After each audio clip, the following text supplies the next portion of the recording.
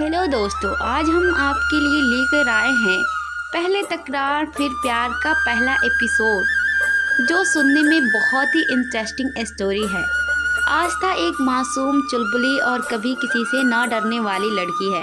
आस्था के परिवार में उसकी छोटी बहन और पापा थे। आस्था की माँ बचपन में ही गुजर गई थी। वह अपने पापा और बहन के साथ रहती है। आस्था एक मिडिल क्लास फैमिली से आती थी। वह अपनी छोटी सी दुनिया में खुश थी, मगर अपनी जिंदगी में आने वाले तूफान से अनजान है। आस्था काफ़ी खूबसूरत है। उसका दूध जैसा गोरा रंग, बड़ी बड़ी झील सी गहरी आंखें जिनमें अगर कोई एक बार देख ले तो डूबता ही चला जाए। गुलाब की पंखुड़ियों से भी मुलायम होठ, कमर से नीचे तक आते हुए उसके सिल्की बाल उसकी खूबसूरती में चार चांद लगाते हैं। आस्था अभी 23-24 साल की थी। उसने और उसकी बेस्ट फ्रेंड तनु ने कुछ समय पहले ही अपनी ग्रेजुएशन पूरी की थी। तनु ने आस्था से पूछा, यार एक बात बता, हम दोनों की पढ़ाई तो कंप्लीट हो गई, अब आगे क्या सोचा है? मतलब जॉब के बारे में। आस्था बिंदास वे में रिप्लाई देते हुए कहा, सोचना क्या है, जॉब के लिए अप्लाई करूंगी और क्या। तनु खुश होते हुए पूछती है, तो कौन सी कंपनी में अप्लाई करेगी? आस्था ने एक्साइटेड होते हुए कहा, राठौर इंटरप्राइजेज, क्योंकि ये मेरा सपना है। तनु ने आस्था को छेड़ते हुए कहा, ओए होए, मतलब मैडम के सपने तो काफ़ी बड़े हैं। क्या बात है। अच्छा, वैसे मैंने सुना है उस कंपनी का CEO काफ़ी ज़्यादा हॉट और हैंडसम है। दुनिया की काफ़ी सारी लड़कियां उसे पाने का ख्वाब देखती है, पर वह है कि किसी की तरफ आंख उठाकर भी नहीं देखता, और तू उसके साथ काम करेगी? वाह, मतलब सही है यार। आस्था ने तनु की तरफ देखते हुए कहा, अच्छा तुझे बड़ा पता है उसके बारे में? तूने बड़ा देखा है उसे, जो इतना कुछ पता है तुझे? तनु ने नौटंकी करते हुए कहा, है मेरी ऐसी किस्मत कहाँ जो इतने हैंडसम बंदे को देखो। वह तो कभी मीडिया और लाइन टाइम में भी नहीं आता यार। आस्था उसके सिर पर प्यार से चपत लगाते हुए कहती है, चुप कर नौटंकी, कुछ भी बोलती है और मुझे कोई फर्क नहीं पड़ता वह हैंडसम है या नहीं, समझी तू? तनु ने मुंह बनाते हुए कहा, कैसी लड़की है यार तू, क्या हॉट लड़के को देखकर तेरा दिल नहीं धड़कता? तनु ने अपने दिल पर हाथ रखते हुए कहा, मेरा दिल तो जोरों से धड़कता है यार। दिल करता है कि काश इस हैंडसम लड़के के साथ डेट पर चली जाऊं। आस्था ने तनु के मुंह पर उंगली रखकर धीरे से डांटते हुए कहा, चुप कर बेशरम, कुछ भी बोलती है, कोई सुनेगा तो क्या सोचेगा? आस्था की बात सुनकर तनु मुंह बना लेती है और वो दोनों इसी तरह अपनी बातों में बिजी हो जाते हैं। तो वहीं दूसरी तरफ एक होटल रूम के माहौल में गर्माहट थी। वहाँ देखकर ऐसा लग रहा था कि वहाँ कोई बिजनेस मीटिंग चल रही थी। थोड़े समय बाद वह मीटिंग खत्म हो जाती है और जिस प्रोजेक्ट की ये मीटिंग थी वो प्रोजेक्ट उस शख्स को मिल जाता है, जो दिखने में किसी राजा से कम नहीं था, जिसके आसपास का ऑरा काफ़ी डार्क था। तभी सब लोग उसे कॉन्ग्रेचुलेट करते हैं। तभी उनमें से एक आदमी आकर कहता है, मान गए मिस्टर राठौर, जिस चीज़ को आप हासिल करना चाहते हैं उसे पाकर ही रहते हैं। मिस्टर राठौर ने एटीट्यूड में कहा, हाँ अर्जुन सिंह, राठौर ने भी कभी हार नहीं सीखा, इसीलिए जो चीज़ मुझे चाहिए उसे हासिल करके ही रहता हूँ। अर्जुन इतना बोलकर वहाँ से निकल गया। थोड़ी देर बाद अपने असिस्टेंट के साथ कार में जाकर बैठ जाता है। उनके बैठने के बाद ड्राइवर कार स्टार्ट करके वहाँ से निकल जाता है। तो वहीं दूसरी तरफ आस्था और तनु अपनी स्कूटी पर कॉलेज से घर जा रही थी। तभी उनकी स्कूटी किसी ब्लैक BMW से टकरा जाती है।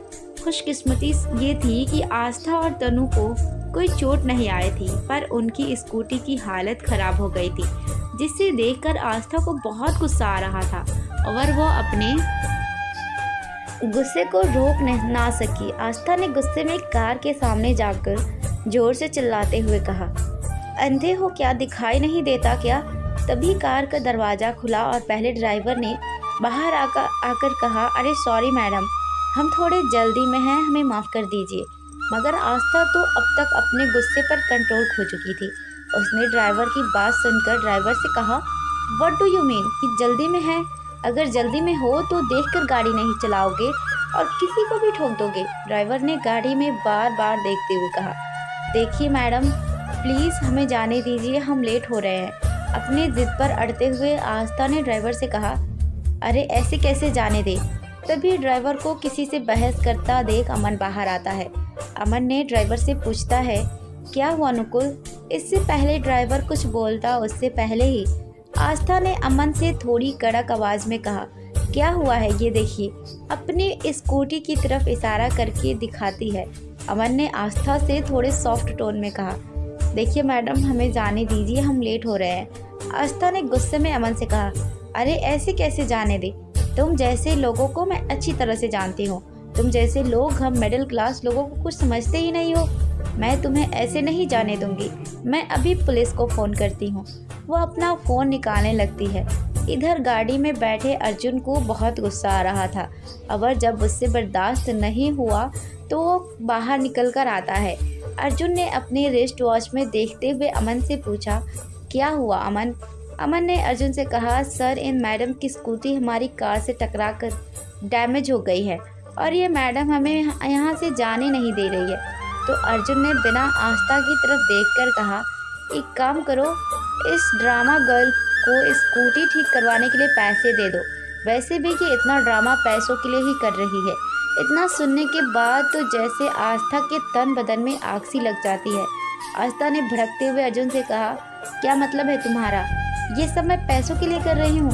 अर्जुन आस्था की तरफ देखता है और एक पल के लिए तो जैसे उसे देखता ही रह जाता है। अर्जुन ने होश में आकर आस्था से कहा कि तुम जैसी लड़कियों को मैं अच्छी तरह से जानता हूँ, जो पैसों के लिए कुछ भी कर सकती है। अर्जुन की बात सुनकर तो आस्था का गुस्सा जैसे 7वें आसमान पर पहुँच जाता है। आस्था ने फिर से सवाल करते हुए अर्जुन से कहा, व्हाट डू यू मीन। हम जैसी लड़कियां पैसे के लिए कुछ भी कर सकती है। अर्जुन ने आस्था के हाथ में नोटों की गड्डी रखते हुए कहा, यही कि तुम ये जो कुछ भी कर रही हो वह पैसे के लिए ही तो कर रही हो। आस्था ने अर्जुन से चिल्लाते हुए कहा, हाउ डे यू, तुम कहना क्या चाहते हो। ये सब मैं पैसों के लिए ही कर रही हूँ। अर्जुन ने आस्था को चुप कराते हुए कहा, धीरे बोलो, मुझे ज़्यादा चिल्लाने वाले लोग पसंद नहीं है। आस्था ने सवाल करते हुए कहा, ओह रियल, और मुझे तुम जैसे अक्ल से पैदा लोग पसंद नहीं है। ये सुनने के बाद तो ड्राइवर और अमन दोनों की हालत ख़राब हो रही थी। वह लोग मन ही मन सोच रहे थे, इस लड़की को मरना है क्या जो ये सब बकवास बातें बोल रही है। और वहीं दूसरी तरफ तनु मुस्कुराते हुए अर्जुन को देखे जा रही थी और मन में सोचे जा रही थी, हाय कितना हॉट है ये, क्या बॉडी है, बिल्कुल किसी हीरो की तरह। और दूसरी ही दुनिया में खोए जा रही थी। बस अपने दांत दिखाते हुए अर्जुन को देखे जा रही थी। आस्था के मुंह से अपने इतनी तारीफ सुनकर अर्जुन का पारा हाई हो जाता है। अर्जुन ने आस्था से गुस्से में दांत पीसते हुए कहा, क्या कहा तुमने, अकल से पैदल, और वो भी मैं। आस्था ने भी फुल ऑन एटीट्यूड में कहा, हाँ आप बिना किसी के बारे में जाने कैसे कोई गलत राय बना सकते हैं। ऐसा काम तो अकल से पैदल ही इंसान करेगा। अब तो अर्जुन के सब्र का बांध टूट चुका था। अर्जुन ने गुस्से में दांत पीसते हुए आस्था के हाथ में नोटों की गड्डी रखते हुए कहा, ये लो पैसे और दफ़ा हो जाओ यहाँ से और दोबारा मेरे सामने मत आना, वरना मैं तुम्हारी वो हालत करूँगा जो तुमने सपने में भी नहीं सोचा होगा। आस्था उन पैसों को लेकर थोड़ी दूर जाती है और वहाँ से एक बड़ा सा पत्थर उठाकर लाती है। उस पत्थर को उठाकर वह सीधा उसे अर्जुन के गाड़ी के सामने वाले शीशे पर पूरी ताकत से मारती है, जिससे उसकी गाड़ी का सामने वाला कांच बुरी तरह से टूट जाता है। अर्जुन को देखते हुए एटीट्यूड के साथ एक हाथ से अपने बालों को पीछे झटकते हुए इसके सामने जाकर खड़ी हो जाती है। आस्था ने अर्जुन का हाथ पकड़कर उसके दिए हुए पैसे उसके ही हाथ में रखते हुए कहा, ये लीजिए पैसे और जाइए जाकर अपनी गाड़ी ठीक करवा लीजिए। अगर कम पड़ जाए तो बता दीजिएगा, अगर हाँ आप भी दोबारा मेरे सामने मत आइएगा, वरना अभी तो कांच तोड़ा है, अगली बार पूरी गाड़ी ही उड़ा दूंगी। आस्था ने तनु के पास आकर थोड़े सख्त लहजे में कहा, चल तनु यहाँ से, और दोनों वहाँ से चली जाती है। आस्था अर्जुन के हाथ में पैसे थमाकर वहाँ से निकल जाती है। अर्जुन गुस्से में वही खड़ा होकर आग बबूला हो रहा था। अर्जुन ने अपने हाथ में रखे पैसे को एक बार देखा और कसकर अपनी मुट्ठियाँ भींच ली, जिस तरफ आस्था गई थी उस तरफ देखते हुए अर्जुन अपने मन में खुद से कहा, बहुत गुरूर है ना तुम्हें खुद पर। अगर मैंने तुम्हारे इस गुरूर को नहीं तोड़ा तो मेरा नाम भी अर्जुन सिंह राठौर नहीं। अर्जुन ने अमन से गुस्से में कहा, अमन मुझे इस लड़की की सारे इन्फॉर्मेशन चाहिए, किसी भी कीमत पर मुझे इसकी इन्फॉर्मेशन ला के दो और दूसरी गाड़ी मंगवाओ। अमन ने थोड़ी घबराते हुए कहा, यस सर, मैं अभी कॉल करके गाड़ी मंगवाता हूँ। अमन जल्दी से दूसरी गाड़ी के लिए फ़ोन करता है। लगभग 15 मिनट में दूसरी गाड़ी वहाँ आ जाती है। अर्जुन अमन के साथ जाकर कार में बैठ जाता है। उनके बैठते ही ड्राइवर गाड़ी स्टार्ट करके वहाँ से सीधा अर्जुन के विला के लिए निकल जाता है। अर्जुन अपनी फैमिली के साथ ना रहकर एक अलग ही विला में रहता है। वहीं उसकी फैमिली एक अलग मेंशन में रहती है। अर्जुन की फैमिली में अर्जुन के पापा के 2 भाई थे। अर्जुन के पापा का नाम विक्रम सिंह राठौर था, जिन्हें अर्जुन बिल्कुल भी पसंद नहीं करता था बल्कि नफरत करता था। अर्जुन के चाचा का नाम विजय सिंह राठौर था, जो एक खुश मिजाजी इंसान है, और विजय की पत्नी का नाम शारदा सिंह राठौर है। वो भी स्वभाव से खुशदिल है। इनका एक बेटा भी है जिसका नाम रुद्र सिंह राठौर है। रुद्र एक मस्त मौला लड़का है। वह अपनी ज़िंदगी खुलकर जीने में यकीन रखता है। विजय जी की एक बेटी भी है जिसका नाम अनुष्का सिंह राठौर है। अर्जुन की दादी का नाम कल्याणी सिंह राठौर है, जो इस फैमिली की मुखिया है। बात करें अर्जुन की माँ की तो वह जब अर्जुन छोटा था तब भी उनकी डेथ हो गई थी। अर्जुन की माँ की मौत के बाद विक्रम सिंह राठौर ने दूसरी शादी कर ली थी। यही वजह थी जिससे अर्जुन अपने पापा से नफरत करता है। अर्जुन की सौतेली माँ, जिसका नाम विशाखा सिंह राठौर है, जो दिखने में किसी विलन से कम नहीं थी, वह बस प्रॉपर्टी को हड़पने के लिए साजिश करती रहती है। अर्जुन की एक बुआ भी है जिसका नाम परमिला सिंह राठौर है, और उनके लड़के का नाम विकी है, जो एक निहायत ही घटिया किस्म का इंसान है। अर्जुन अपनी फैमिली में सिर्फ अपनी दादी और भाई बहन से प्यार करता है। वह लोग अर्जुन की जान है, उनके लिए वो कुछ भी कर सकता है। अर्जुन जैसे ही अपने विला पहुंचा वैसे ही उसका फ़ोन रिंग करने लगा। जब उसने फ़ोन की स्क्रीन को देखा तो रुद्र नाम फ्लैश हो रहा था। अर्जुन ने फ़ोन उठाकर थोड़े सॉफ्ट टोन में कहा, हाँ छोटे बोल, क्या हुआ, सब ठीक तो है ना? रुद्र ने अपने मस्त मौला अंदाज में कहा, हाँ भाई सब ठीक है, और मेरे होते हुए कुछ गलत हो ही नहीं सकता। आप बताइए आप कैसे हो? और हाँ, दादी पूछ रही थी कि आप उनसे मिलने कब आ रहे हो। अर्जुन ने नॉर्मल वे में कहा, मैं भी ठीक हूँ, और दादी को बोलना मैं उनसे मिलने बहुत जल्द आऊँगा।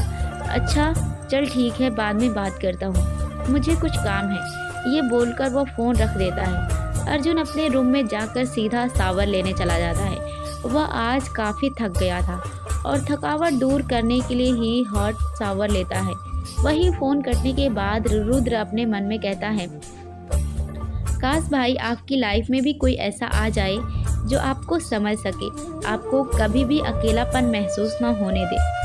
लेकिन इसके लिए आपको भी अपने पास्ट से निकलकर आगे बढ़ना होगा। अगर आपने अपने पास्ट में उलझे रहे तो कभी आगे नहीं बढ़ पाओगे, और इसके लिए मुझे ही कुछ करना होगा। अब मैं आपको इस तरह से अकेला नहीं देख सकता। आप चाहे कितना भी ये दिखाने की कोशिश कर लो कि आप खुश हो, लेकिन मैं जानता हूँ ऐसा नहीं है। मुझे पता है आप अंदर से अकेले हो। आपकी लाइफ में कितना अकेलापन है, और उससे दूर करने के लिए मुझे ही कुछ करना होगा। इधर अर्जुन 10 मिनट के बाद शावर लेकर बाहर आता है और सीधा जाकर बेड पर आंखें बंद करके लेट जाता है। इस वक्त अर्जुन किसी गहरी सोच में डूबा हुआ था। उसके मन में कुछ ऐसा चल रहा था जो सिर्फ दर्दनाक था, जो उसकी आंखों में साफ नजर आ रहा था। दूसरी तरफ आस्था अपनी टूटी हुई स्कूटी लेकर पैदल घर की तरफ चली जा रही थी, और साथ ही तनु से बात भी कर रही थी, या ये कहे कि अर्जुन की बुराई कर रही थी। लेकिन तनु तो किसी और ही दुनिया में खोई हुई थी। उसके मन में अभी भी अर्जुन का चेहरा घूम रहा था। तनु आस्था की बातों पर कोई ध्यान नहीं दे रही थी, बस हूँ बोले जा रही थी। जब आस्था ने तनु की तरफ ध्यान दिया तो उसे बहुत गुस्सा आया। आस्था गुस्से में तनु का नाम पुकारती है, तनु, लेकिन तनु पर कोई असर ही नहीं होता। ये देखकर आस्था को और भी ज़्यादा गुस्सा आता है, और आस्था तनु के कान के पास जाकर जोर से चिल्लाते हुए कहती है, तनु।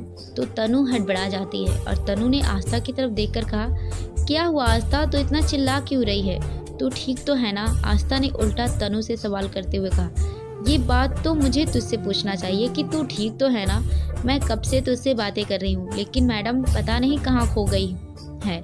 मेरी बात का कोई जवाब ही नहीं दे रही है। तनु ने आस्था से खुश होते हुए कहा। वो मैं उस हैंडसम लड़के के बारे में सोच रही थी। इस पर आस्था तनु को कंफ्यूज के साथ देखती है। आस्था के इस तरह देखने पर तनु ने आस्था से कहा, पता नहीं यार, मुझे ऐसा लग रहा था कि मैंने उसे कहीं देखा है। कितना हैंडसम था ना वो, किसी हीरो से कम नहीं था। आस्था ने चिढ़ते हुए तनु से कहा, शट अप, अगर तूने एक और शब्द बोला ना उसकी तरफ तारीफ में तो मैं तुझे छोड़ूंगी नहीं, समझी तू? चल अब घर चलते हैं, बहुत लेट हो रहा है, और तू आंटी को कॉल करके बोल देना कि आज तू मेरे घर पर ही रुकेगी। तनु ने आस्था के सामने हाथ जोड़ते हुए कहा, ठीक है मेरी माँ, जैसा तू कहे, और अपनी माँ को फ़ोन करके बता देती है। कुछ देर में वह दोनों घर पहुंच जाती है। तनु और आस्था सीधा जाकर अपना बैग सोफे पर रखकर दोनों वहीं बैठ जाती है। वो दोनों काफ़ी ज़्यादा थकी हुई थी क्योंकि वह पैदल चलकर जो आई थी। तभी आस्था की छोटी बहन सिवी आकर आस्था के गले लगते हुए कहती है, दी ये क्या हालत बना रखी है आप दोनों ने? आपको देखकर ऐसा लग रहा है जैसे आप कॉलेज से नहीं बल्कि किसी फैक्ट्री में मजदूरी करके आ रहे हो। इतना कैसे थक गए? आज तो आपकी क्लास भी नहीं थी, फिर भी इतना थक गए। तनु ने थके हुए टोन में कहा, अरे कुछ नहीं सिवी, वह हम दोनों पैदल घर आए हैं ना, बस इसीलिए। सिवी ने आस्था से सवाल करते हुए कहा, क्यों आप दोनों पैदल घर क्यों आए हो?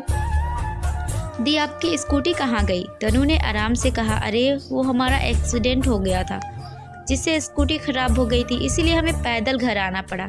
आस्था के पापा किचन से आते हुए घबराकर पूछते हैं, क्या हुआ बेटा, एक्सीडेंट कैसे हो गया? आप दोनों ठीक तो हो? आपको कहीं चोट तो नहीं आई? मनोज जी को घबराया हुआ देखकर आस्था तनु को घूर कर देखती है, जैसे ही कहना चाह रही हो क्या ज़रूरत थी ये सब बताने की। आस्था ने अपने पापा को रिलैक्स करते हुए कहा, कुछ नहीं हुआ पापा, हम ठीक है, बस छोटा सा एक्सीडेंट था, आप घबराइए मत। मनोज जी ने आस्था से सवाल करते हुए कहा, लेकिन बेटा आपका एक्सीडेंट कैसे हुआ? आस्था ने कुछ सोचते हुए कहा, पापा एक पागल मिल गया था, उससे ही हमारा एक्सीडेंट हो गया था। आप ये सब छोड़िए, सब मुझे बहुत भूख लगी है, कुछ खाने को नहीं है क्या? मनोज जी ने दोनों से प्यार से कहा, तुम दोनों जाकर फ्रेश हो जाओ, आज हमने आपकी पसंद का ही खाना बनाया है, अब जाइए जल्दी से फ्रेश होकर आइए, तब तक हम खाना लगाते हैं। आस्था ने अपने पापा से कहा, पापा आप क्यों परेशान हुए, मैं आकर खाना बना लेती। मनोज जी ने मुस्कुराते हुए कहा, अरे इसमें परेशान होने वाली क्या बात है, आज मेरी बेटी और उसकी बेस्ट फ्रेंड पूरे कॉलेज में टॉप आई है, तो क्या मैं उनके लिए उनकी पसंद का खाना भी नहीं बना सकता? इतना तो कर ही सकता हूँ अपनी बेटी के लिए। अब जाओ, जाकर जल्दी से फ्रेश होकर आओ, वरना खाना ठंडा हो जाए। आस्था और तनु दोनों वहाँ से फ्रेश होने के लिए चली जाती है। तब तक मनोज जी और सिवी दोनों मिलकर खाना लगा लेते हैं। कुछ देर बाद वह तनु और आस्था भी आकर खाना खाने बैठ जाती है। आस्था की खाने को देखकर भूख दुगनी हो गई थी। फिर सब लोग खाना खाने लगते हैं। आस्था ने खाना खाते हुए अपने पापा से कहा, वाह पापा, खाना बहुत ही टेस्टी है, खाकर मज़ा आ गया। तनु ने मनोज जी की तारीफ़ करते हुए कहा, हाँ अंकल, मज़ा आ गया आपके हाथों का खाना खाकर, आपके हाथों में तो जादू है। आप मेरी माँ को भी ऐसा खाना बनाना सिखा दीजिए ताकि मैं भी रोज़ इसी तरह का टेस्टी खाना खा सकूं। आस्था ने तनु से कंफ्यूज होते हुए कहा, तेरे कहने का मतलब क्या है? आंटी टेस्टी खाना नहीं बनाती? तू घर चल, आंटी से तेरी शिकायत करूंगी कि तू उनके खाने की बुराई कर रही थी, तब देखना तुझे उनके हाथ का खाना नहीं डंडे मिलेंगे। और फिर हंसने लगती है। तनु ने चिढ़ते हुए आस्था से कहा, तू मेरी दोस्त है या दुश्मन जो मेरा खाना पीना भी बंद करवाने पर तुली हुई है? सिवी ने आस्था की साइड लेते हुए कहा तनु से, तनु दी, इसमें दी की क्या गलती है? आप ही ने तो कहा था कि आपको पापा के हाथ का खाना अच्छा लगता है और आंटी को पापा से खाना बनाना सीखना चाहिए। अब जब ये बात आंटी को पता चल जाएगी तो वो आपको खाना ना दे तो उसमें दी की क्या गलती है? ये तो गलत बात है, आपको बोलने से पहले सोचना चाहिए था। तनु मुंह बनाते हुए कहती है, सिवी तू भी आस्था की साइड ले रही है, कभी तो मेरी भी साइड लिया कर। तनु को इस तरह से मुंह बनाते हुए देख सब हंसने लगते हैं। दूसरी तरफ अर्जुन अपने बेड पर आंखें बंद करके लेटा हुआ था। तभी किसी ने उस कमरे को डोर नॉक किया। अर्जुन ने अंदर से आवाज़ देते हुए कहा, कम इन। तो एक सर्वेंट अंदर आकर कहता है, सर डिनर रेडी है। अर्जुन ने सर्वेंट से कहा, तुम चलो मैं आता हूँ, और सर्वेंट वहाँ से चला जाता है। सर्वेंट वही अर्जुन के कानों में एक आवाज़ गूंज रही थी, जो एक लड़की की आवाज़ थी, जो बोल रही थी, अर्जुन जल्दी चलो ना, मुझे भूख लगी है। तुम्हें तो पता है ना मुझे भूख बर्दाश्त नहीं होती, और तुम हो कि जिसे कभी भूख ही नहीं लगती। चलो अभी नहीं तो मैं नाराज़ हो जाऊंगी, और अगर मैं एक बार नाराज़ हो गई तो तुम मुझे मना नहीं पाओगे, समझे तुम। तभी अर्जुन का ध्यान उसके फ़ोन से टूटता है। जब उसने अपना फ़ोन देखा तो उस पर अमन का नाम फ्लैश हो रहा था। अर्जुन ने फ़ोन उठाकर फ्रेंडली टोन में अमन से कहा, हाँ अमन बोल, क्या हुआ। अमन ने अर्जुन से कैजुअली पूछा, सर वो कल आपकी पर्सनल सेक्रेटरी पोस्ट का इंटरव्यू है, तो आप खुद ही ये इंटरव्यू लेंगे या मैनेजर को बोल दूँ।